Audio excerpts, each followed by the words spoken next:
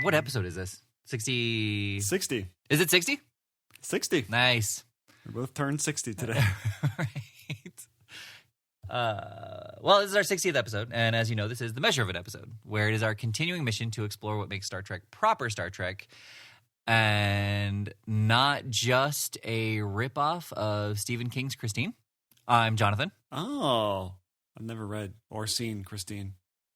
That's not my name. My name is Paul, and we judge these episodes. The criteria by which we judge these episodes is, number one, is there science fiction? Is there an exploration of science fiction throughout the plot? Number two, is this exploration novel or unique in some way?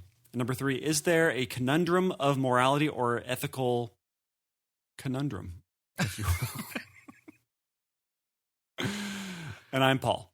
And I'm Jonathan. And along the way, we also do occasionally offer some suggested rewrites or some revisions or a different approach on how to present the plot to the audience. So this week we did Alice, which is episode 5 of season 6 of Voyager. And what was really interesting about this episode, I don't know if they mention it every single time, but twice in this episode, they talked about how Paris was ensign. Oh, interesting. Well, hang on. Let's read the blurb real quick. The crew discovers a space-age junkyard near their course. Desperate for supplies, Voyager later finds an eager trader. Yeah. So half of this blurb is not true. So okay, continue. They call Paris ensign. It was just a good. I don't know if they do it in every episode. Well, I guess they don't, because we watched Riddles way long ago, and they didn't talk about Paris being ensign at that point. And so I wonder how long I know how long he stays ensign, but I thought he'd already been promoted at this point. Oh, no, it's at the end of this season. Okay, wow, so he stayed ensign for over a season. That's cool. Well, I want to know, how did his life change while on the ship by being demoted? Was it different at all? Right. That would have been cool. If he wasn't allowed to go to meetings, yeah. Or just couldn't use the holodeck as much, right. Which seems like a crappy thing to do. It's like, oh, you're not the captain, so you don't get 15 hours a week in the holodeck. You don't get carte blanche, right? Right. But yeah, so I like those kinds of details, and there are a couple of interesting little Star Trekian details throughout this episode that I think are pretty cool. Yeah. Just to right off the bat, I think that this is a proper Star Trek episode. It has the science fiction, it has the novelty. It has the ethical dilemma. Yeah, I mean, he definitely fought with the AI throughout, talking about the problems with what he was doing, and she was convincing him that it was an okay thing to do. So yeah, there was definitely the ethical and the moral dilemma to it. It's just, again, being Voyager, it just feels like they either run out of time or they give up on the script too quickly. Paris's descent into, almost his descent into madness. And just kind of making a little bit more, either making a little bit more vague about Alice's control over him, or having more people question him, I guess. I don't know. I felt like it was spoon-fed to us, and it was revealed too quickly who Alice was. It almost felt like we should have been, his descent into madness or into the control over him, we should not have experienced that first person. We should have experienced it from B'Elanna's point of view, or something like that, right. Where it just wasn't so on the nose, because we knew exactly what was happening, and then we're just waiting for it to happen because we know it's going to happen. I mean, I think that's sort of the problem with a narrative like this, is there's a point where, okay, the cat's out of the bag, she's manifesting as a real person, this spaceship, right, and now has control, and we kind of knew from that moment that she was going to start controlling him, right? Right. Well, and actually, kind of along those lines, oh shoot, I completely forgot what I was going to say. I like that you gave yourself the 1.5 seconds of kind of along those lines. Like maybe it would pop in there. Yep. Oh, I remembered. Okay, what was it? I felt like they kept presenting problems and then immediately finding the resolution. Finding a way to fix it. Like there was, especially near the end, I think Kim fired on the ship, and he's like, no reaction. And Chakotay's like, let me do this. And he fires, he's like, yeah, we got it. Well, that's how they do technobabble in the show. Mm-hmm. It's just sort of we have a problem. Tuvok, how do you suppose we fix it? And then he just rattles some stuff off and it works. I mean, that's kind of how they handle the science fiction most of the time in this. Right. Mm-hmm. But But yeah, I mean that is a caveat of Voyager is that they aren't they got lazy, I guess, with the techno stuff. Well, it just it's what is it? It's not the Deus Ex Machina. I mean, it kind of is, but it's just it's magic. And there's no plausibility to it, like we were talking about earlier in some other episode, Next Gen episode, where they make it sound plausible, where I can follow along just enough, where you're saying all these magical words, really, but you've connected them in some way. You've led me down this road. You've held my hand, and I can understand what you're saying. It's not just gobbledygook. Right. Speaking of Tuvok, I love it when my Star Trek episodes start this way, which is some crap conversation. And this is the reason I don't like it. I don't mind there being just regular human conversations happening. It doesn't have to be science fiction the whole time. Sure. In fact, it often isn't on Next Gen. They're usually having very human conversations. The problem is I can hear every line of the script. I can hear the writing in these conversations. I say this, and then you say this, and then you say this, and it's like they've kind of tried to build in the casualness of it. And I don't know if it's an acting thing or a writing thing or some element of both, but it never plays as casual and fun and chummy. Right. It just plays as we needed 5 seconds or 5 minutes because it felt wrong to start this episode where the episode actually starts. We have to start 5 minutes before the episode starts because it just feels wrong to just jump into the action. Right. So they do that. They have this conversation about Tuvok's age. That never comes back. It would be one thing if they had this conversation and his age somehow played a role in the episode or his wiseness or something. But it doesn't. It's just a stupid conversation for them to cold open the episode with. That would have been right. And just as they're doing the running bit with Paris being ensign, it would have been really fun if, kind of through this whole thing, they're just occasionally trying to figure out his age. And it is just this side conversation, like just in various episodes, they have these cold opens, or when they're having scenes with them, Paris and Kim are trying to figure it out. They're trying to analyze what they know about him and figure out his age, or or maybe Alice actually is able to figure out the age. right before she blows up. Spoiler alert. To log into Tuvok's email, he uses his age as his password, and Alice figures that out and logs into his email and sends a bunch of spam. That's how we figured it out. How great would that have been? He logs into earthlink.net.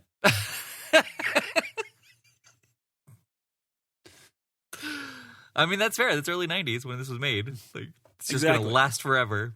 I like the idea that in 500 years, earthlink.net still exists. It's the only one. People yeah. So then the red alert happens, and they discover this junkyard, which Tuvok misreads as some sort of fleet brigade of or something of ships. He learns the junkyard. We meet the junkyard purveyor, and they make all these trades, and they kind of have this. By the way, I love this purveyor guy. I could watch. I felt like they should kill Neelix and welcome him aboard the Voyager. He was so entertaining and charismatic and fun to watch. And even when later in the episode he sort of breaks down and we realize that the Alice has taken control of him too, that even then he was doing a great job. He wasn't hammy. He kind of reeked of like the TOS, the happy middle ground of extroverted shady guy, And because you kind of knew he wasn't going to be good news from the start of it. Right. Well, it's fun because it's John Fleck. And he plays one of the time-traveling lizard people from Enterprise. What are they called? The Ceruleans? I don't know. He does look vaguely like Rotho from Insurrection, the Next Gen movie. Oh, okay. No, Suliban. Like that's what it is. So he played that guy, and then he also plays a Romulan on Deep Space Nine. So he is a fun actor to play. In this episode, I really liked him. He actually reminded me a lot of Harry Mudd. He's played. It's that's the villain archetype of Star Trek. It's where it came from. Super extroverted and nice and gregarious, but immediately you realize there's a dark side. Right. So, and I have to say, so at this point, I was looking at the timer. Well, and I got to the end of the timer, the 44-minute mark, and never once do they mention that they're desperate for supplies.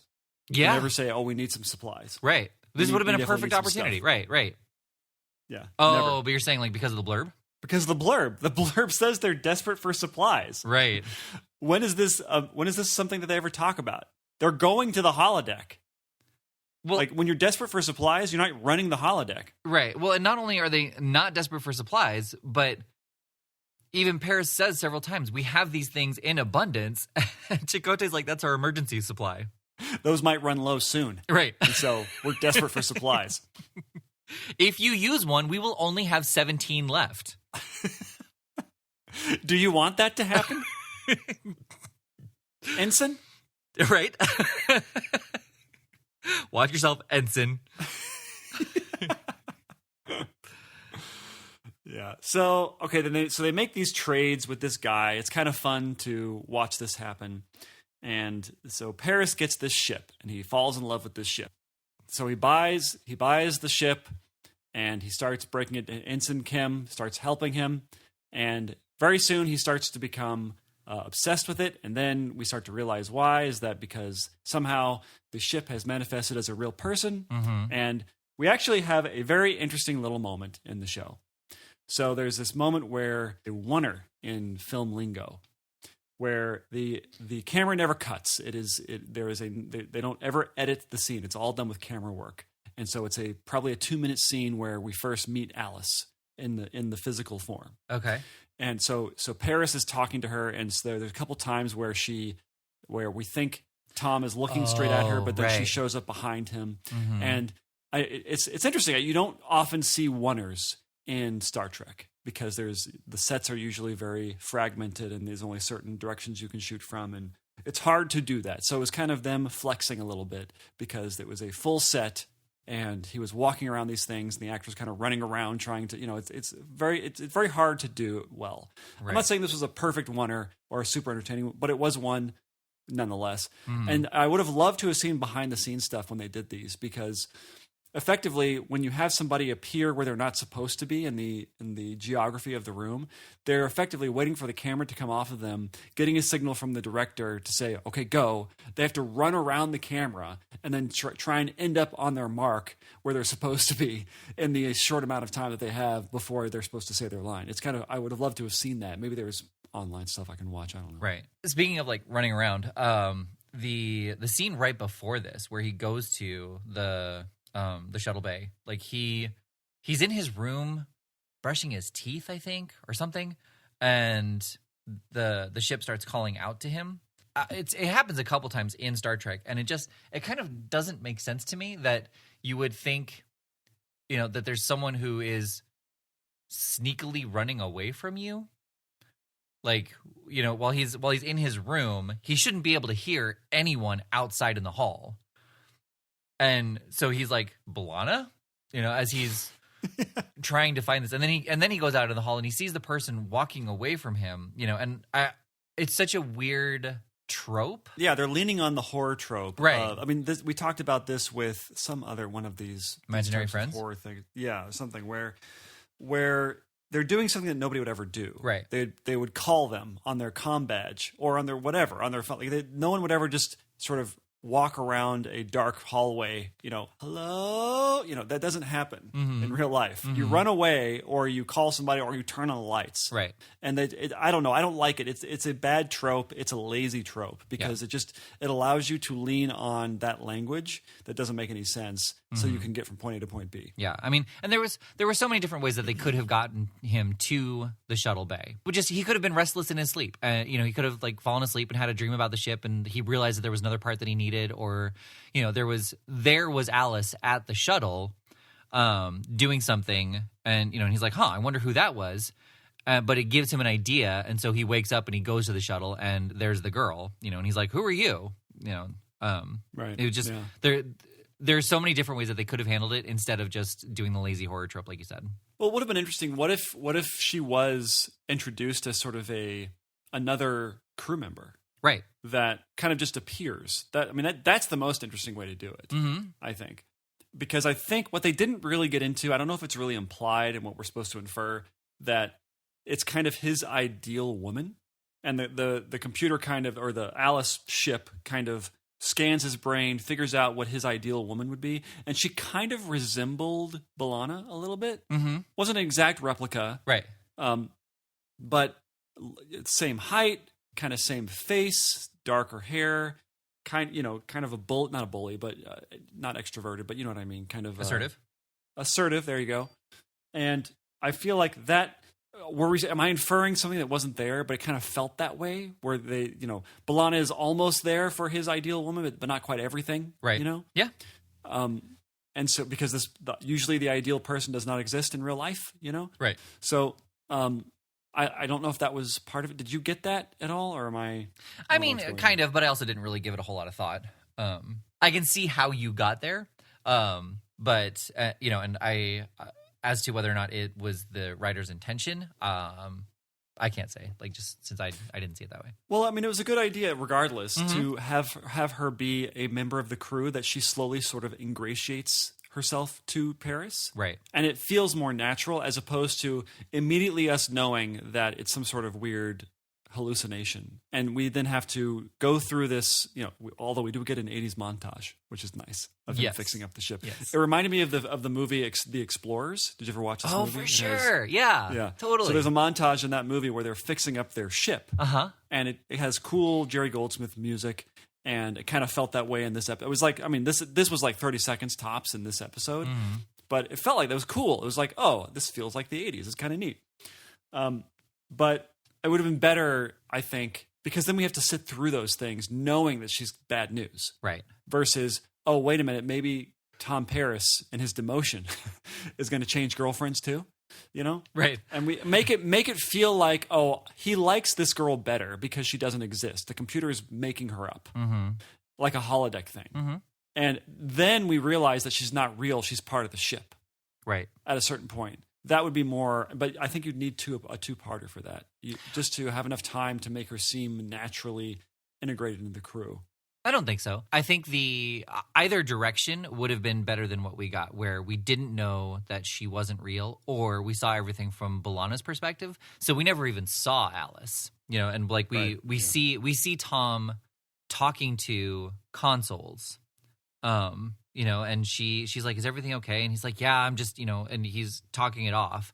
And then like kind of near the end of the episode, we do switch to his perspective when we start to see her more. You could cleverly get from point A to point B without the audience knowing right away that, because there are many people on Voyager that we don't know exist until they do. Right. So it's like very much more plausible. Who gets a call out in this episode? I don't know. I know very little about her on purpose. Seven knows a lot about her. Every time she sees her, she calls her by her first and last name. So, okay, then the poop hits the fan, as it does when the ship, Alice, tries to kill B'Elanna. Yes. And so she gets mad and runs away. And Paris is done. And so then he feels like, okay, I got to go tell someone. I'm going to go to sick bay. And I'm going to try and heal something's wrong with me. Which was great. Yeah. And then Alice throws him up against the wall, which I love to see from the perspective of not Tom Paris. Just him throwing himself, like getting beat up. It's like Jim Carrey and Liar Liar. But there was this cool little Star Trek moment where he says, sick bay, the turbo lift starts going. She says, no, we're going to the deck. Do it. She grabs him by the nuts and says, we're going there. Yep. And he says, yeah. The lighter. And he says, okay, deck 10. And then in the background, not sure if you noticed. The lights change directions? It changes direction. Yep. And I loved it. Yep. Hey, I'm going to go on a tangent there really quick because it's the part that everybody talks about and it pisses me off so bad because nobody's paying attention to the background, and that's Superman, the movie, the original. The Richard Donner. Superman. Yeah, the Richard Donner. Do you know what I'm going to talk about, right? When he saves Lois, I'm assuming? Yep. Okay. And everybody talks about how it would split Lois in two, catching her flying upward. And then as she's falling down. And if you watch the building in the background, he's flying down as he catches her. Yeah, he gently kind of saves her in that way. But in their defense, I agree with you, but in their defense, they never show him kind of slowing down. They do. No, they absolutely do. Because he's flying upward. There's one shot, he's flying up, she's falling down, flying up, she's falling down, and then he catches her, and they show in the background that he's cushioning her fall. Right. But they never show him kind of waiting for her. Like, you wouldn't... Oh, okay. It would be weird. You would have to show him kind of stopped, and then Right. As he catches her, he kind of starts to cushion her. Yeah. But in their defense, they never show that. They never show the stop in midair for him to like catch her and fly downward. Okay. Right. Fine, right. But still, if all you have to do is pay attention to the background and you see that moment is implied, even though, like, you know, I think there's so many shows that talk about this. Like, when you see somebody saying, I'm sick, and then he's at the doctor's, like, he didn't teleport there. He drove there, and he set the appointment and all that kind of thing. Like, we just don't see that part because it's not important. Right. We snipped out all the boring stuff for you so we could make this into a real movie. Right. So yeah, like you talking about the lights changing directions, which was a very cool background moment, and the elevator just knowing, you know, he didn't have to do anything. Yeah, a little bit of Star Trek for you, because they do that in the good Star Trek shows. He didn't have to, right. And then, so B'Elanna goes and tries to convince Janeway that something's wrong after the ship tries to kill her. And Janeway's just totally uninterested. It's like, what are you talking about? That doesn't sound like Tom Paris to me. Get out of here. Right. Yeah. And she's holding her coffee cup, and she's obviously interrupted Janeway's coffee, time. Right. As it were. I mean, which is, anytime she's not on the bridge. Paris is in immediate danger. Well, that doesn't sound right. Meeting adjourned. Get back to your post. Right. I will say, and this episode kind of made me realize it, I'm trying to remember an episode where Paris, it's a Paris-centered episode, but he's trying to solve something, and it's not that something has happened to him. And I feel like he's the character for things to happen to, for there to be conflict. Well, it's never Ensign Kim. Right. Very rarely is it Ensign Kim, because and this is another one of my theories about it. Just on a tangent, real quick. So it happens that Paris blows off Ensign Kim at a certain point when he's sort of in his madness for this ship. Mm-hmm. He's like, "We're supposed to go to the holodeck." And he's doing this over and over again. Right. Paris says, "No, I got to work on Alice. She's being temperamental." And we'll go tomorrow. You said that yesterday. Right. Right, exactly. So this is happening over and over again. And this always happens to Ensign Kim. He's always the one getting the crap end of the stick. Mm-hmm. And I feel like this is why he's always planning mutinies and making it so all these bad things happen to Voyager. It's sort of like the R2-D2 Star Wars theory that he's the mastermind behind everything that's happening. I don't know. It's a stupid theory, but it exists, and people will swear by it. Same thing with Ensign Kim and Voyager. He's the reason they're still in the Delta Quadrant. And if it was if it was up to Kim, which it can't be because he's an ensign, but if it was up to him, if he was captain, which will never happen, which would mean everybody on the ship would have to die before him for him to take control. Regardless, this is why he becomes the madman. He becomes the villain at the end of the show. Anyway, that's tangent over. Continue with what were we talking about? McDonald's? Right. No, Facebook posts. There we go. Oh, that's right. Yeah. Dang it. Sorry, I didn't get to there fast enough. It will in the editing. You can get right there immediately. Nice. And if you want to know what we're talking about, you will have to subscribe to our Patreon and hear all of our random tangents. Yeah, please support the show if you like the show. You can leave us a comment, if you will, on Apple Podcasts or wherever you get your podcasts. If you want to do more, you can always, as Jonathan said, chuck in $1 or something like that. And it helps us very much keep the lights on so we're not recording in the dark all the time. And actually, speaking of which, if you are subscribed, shoot us an email and let us know. Like, we're just curious how many people are actually subscribed to our show. If you're listening, awesome. Thank you so much for listening. We hope you're enjoying the episode. Hopefully you've found a couple others that you like as well. But if you are genuinely subscribed and you get our weekly notifications that you are of new episodes, let us know. We're curious where we sit with our actual subscriptions. So they go back to so Paris escapes. Sorry, really quick. You talking about how Kim is like doing mutinies and all that sort of thing. I legit thought we were talking about Timeless. Like when you started talking again, I thought we were going to start talking about the 100th episode, Timeless. So well, that's just one example of right of him manipulating, like subtly manipulating everything, so we can have his way with everything. Mm-hmm. So Paris escapes with Alice. And we don't know where they're going, but they're going somewhere. And I kind of like the whole idea of this ship. It seems very idealized for Paris yet again, because he's a pilot. Even though there wouldn't be pilots in space like this, there would not be hotshot pilot Top Gun people. As I said before, it wouldn't happen. The computer would be a way better pilot than any human could possibly be. Right. And anyway, but he likes to drive it. He doesn't have to hold a stick. All he has to do is just think about it and it moves. Kind of a cool idea. So anyway, they go, and so they can't find Paris. So they go back to the guy, the purveyor, the cool guy who I wish would replace Neelix. Who was now, how long has it been? He's now how far away? I have no idea. They're let's make a U-turn. This is months. Months have gone by. Because they have montages, and when montages happen in shows, when Paris is fixing the thing, that's weeks, months. Mm-hmm. It's not like hours, right? So anyway, they go back to him. He's like, all sales are final. Yeah. And we knew that was coming because it's said several times in this episode. So, and then we find out that he himself was somehow infected with this computer thing.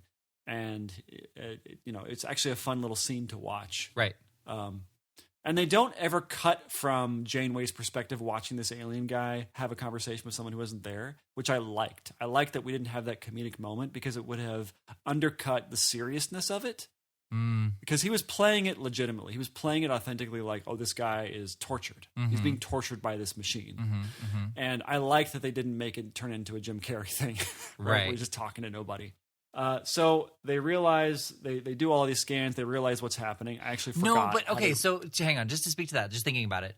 I feel like if we never saw her, it could have been played really creepy if it had been played from their perspective only. That's a good point. Yeah. No, I like that. If we never saw the other aliens. I think either or works. It's just doing the back and forth would have been for comedic effect where everybody's like, what is he doing? Yeah. That would actually work better. As long as you didn't play it for comedy. Right. If he wasn't Bob Hoskins in Who Framed Roger Rabbit.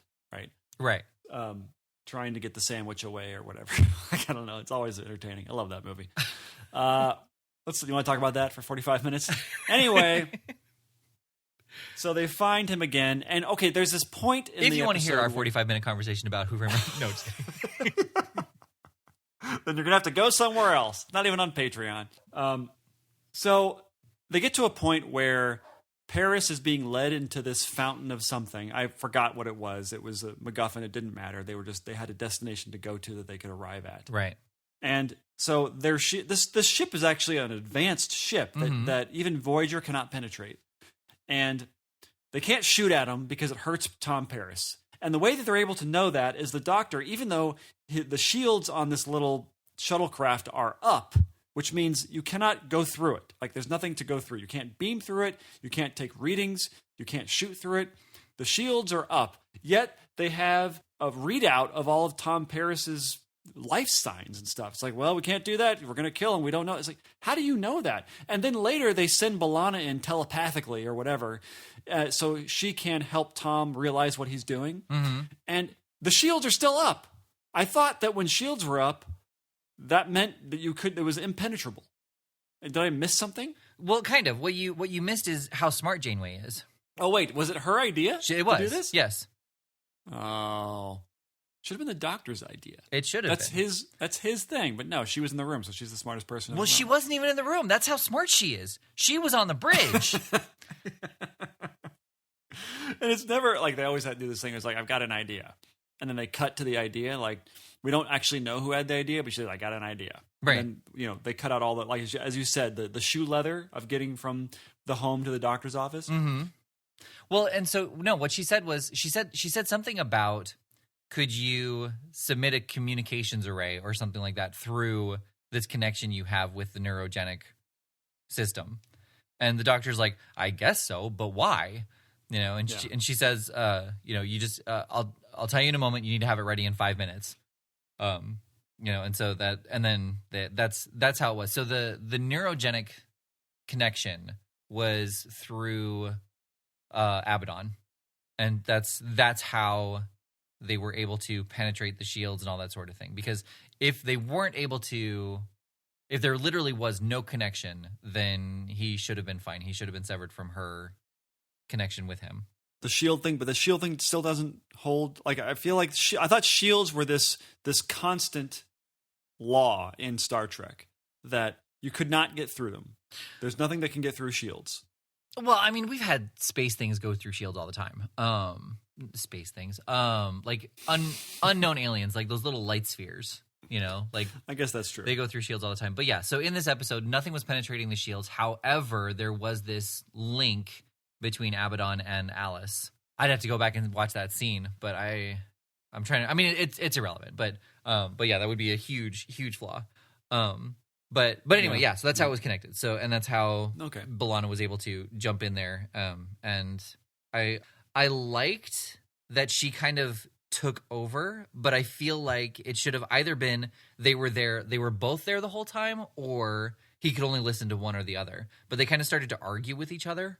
And it seemed like, she jumped in and pushed Alice out of the way, but then Alice came back and B'Elanna was still there. And so I kind of felt like they didn't know if B'Elanna was going to interrupt the connection or if B'Elanna was riding the connection, and so they were both in his brain. It was a little unclear at the end there, but I don't know. What do you think about this? Instead of having Alice be a separate character, I don't know if I like this better because I like Alice being Paris's ideal woman because that's what the computer would do to lure him to do whatever she wanted him to do. But the computer recreates B'Elanna, and so we get basically two B'Elannas throughout the entire episode. So we get the B'Elanna that's real and he sometimes has conversations with, but then we also get the idealized B'Elanna, and his brain has to jump back and forth between them, and we don't know that there's two B'Elannas until there's two B'Elannas. And at the end, he then has to decide which one is real. And you seed something early on in the episode of like an inside joke that they do that only B'Elanna would do, versus just the idealized B'Elanna who is sort of cold and not really familiar or personable. She's just what Paris might create in his head. Right. And so there's that battle going on that it's the same person that I don't know. It seems like there's not enough interesting things happening. Like Alice is just this character who we know is bad, who is doing these bad things, and that's the end of it. It's like a He-Man villain in a way. Right. Oh, totally. No, that's perfect. Yeah, no, I like that a lot. It kind of fixes both of our problems because we don't know. I mean, it wouldn't be told from B'Elanna's perspective, obviously, but we wouldn't know that B'Elanna was two different people, and we wouldn't know that Tom is the one having the problem because he could talk to other people and be like, "Hey, have you noticed that there's been a change in B'Elanna's personality lately, or like she's kind of having trouble remembering things?" And B'Elanna, like, with Tom having these memories of these conversations, B'Elanna might genuinely be concerned as well, and so like we could have a complete red herring of having the issue be B'Elanna, only to turn out that it is the ship invading Paris's mind and using his girlfriend as the image for him to see. Yeah, it would have been a little. You could write it in such a way where it was plausible that there could be two of them that Paris was seeing, and that he wouldn't immediately think something was wrong. The computer would be smarter than that. You could arrange the scenarios by which they're interacting to be, I don't know, believable, I guess. That there are two at the same time? Like he's totally fine with there being two B'Elannas? Or no, but the fact that he's interacting with one and then interacting with another one in a different place, right? That it would be plausible that he would not be able to tell the difference. Right. Because, the computer would slowly kind of move him away from the real B'Elanna and kind of get him to do the things that she wanted him to do. Yeah, yeah. I mean, we're kind of taking it in a different direction, but it would be really cool to almost, to see almost like a Beautiful Mind type thing or Sixth Sense, just kind of mashing up those two, where he has moments like where he's in the mess hall, and he's having a meal with B'Elanna, and then Kim comes over and he's like, "Hey, I thought I'd join you." And like there's just the interaction. It can be seen that Tom was sitting alone. Like, later on you realize that conversation was between Paris and Kim, and B'Elanna was never there. And it would be a fun, clever writing challenge can you construct a conversation where to Paris it seems like B'Elanna is sitting there, but to Kim it's only slightly weird, Tom's behavior, but not so much that it feels like Tom is talking to a person who isn't there. Exactly. It would be fun to see that writing. I don't think that may be too much to ask from our Voyager writers. From our Voyager writers, I would agree. Yeah. But I would love to see that scene where it's just vague enough where you could plausibly say that Paris is just tired, or he's just referring to B'Elanna in the abstract and not actually that he sees her sitting there. Right. Right. Yeah. Like he could just kind of reference to her in a physical way, but just say, I was just talking to B'Elanna about whatever. and Kim could say, oh, she'll have to tell me more about that, or I can't wait to hear it from her. And then B'Elanna could say, just an after comment that nobody has to respond to, Right. It would be fun. Yeah. And then they have, it's sort of a uncathartic, not very good ending to the whole thing, because I didn't buy the whole shield thing. I didn't buy that she would just magically be able to do that. And I don't know. And then they end like they make up, and then, me and the Flyer just friends. I don't know. It felt like a super quick wrap up that everybody was back to normal. Again, right. the reset, as it were. Which is interesting because they had Ensign. So like the fact that they had this running theme of Paris being demoted in one episode, and they mention it twice in this episode, but they don't mention it all in the next episode. Like clearly they were less concerned about a full reset at the end of every episode at this point, into season 6, like solidly into season 5 and 6. I mean, it's possible they were trying to stretch the edges of that reset a little bit. That we want there to be some sort of continuation from the last episode that you can be reminded of. Right. And I feel like as a writer, you would want that. You don't want to have to reset every single. You don't want to Groundhog Day the episode or the show, right? Just so you can always pop in whenever you wanted to as a watcher. Syndication, yeah. Yep. Yeah. But anyway, I thought it was a fair. I was disappointed with the episode. I felt like it had a lot of potential. And it just for a Voyager episode? Yeah, like they always kind of. I love the feel of Voyager. Yep. Yeah, like I love the idea that they could encounter anything. I like the way the ship is. I like that it's not this bright, super offensive lighting that the ship usually is with Next Gen. And it's dark. It feels a little bit more sleek, a little classier, I guess. But they just never really pull off an episode for me. It's like very rarely does it happen for me. Right. And I just wanted it to be more. But, that doesn't mean it's not I think it was a proper episode for sure. Yeah, no, I agree that it's a proper. So where are you falling on it being a good episode? Are you saying yes or no? I mean, you're saying kind of, but so is that a yes or a no? I think I liked the concept more than I liked the episode itself. So I think maybe it's not a good episode. It's just it didn't hit enough marks for me to really say, oh, I really enjoyed this episode. Right. Yeah. What about you? Well, it's not a bad episode, but we're saying whether or not it's a good episode, and it's not a good episode. I wouldn't say avoid the episode. I mean, I think that you would like it, but I don't think it's a good episode.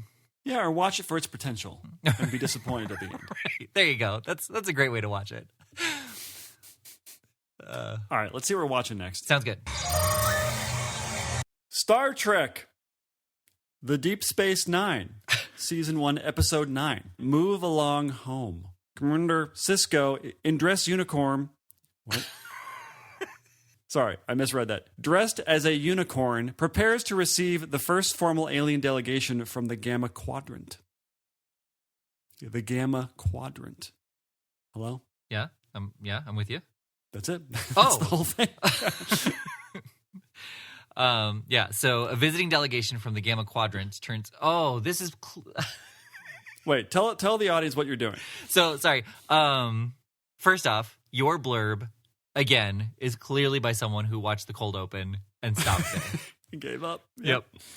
Because there's a blurb on Memory Alpha. I mean, there are blurbs all over the place for these episodes. And at the start of each episode description, there is a blurb as well.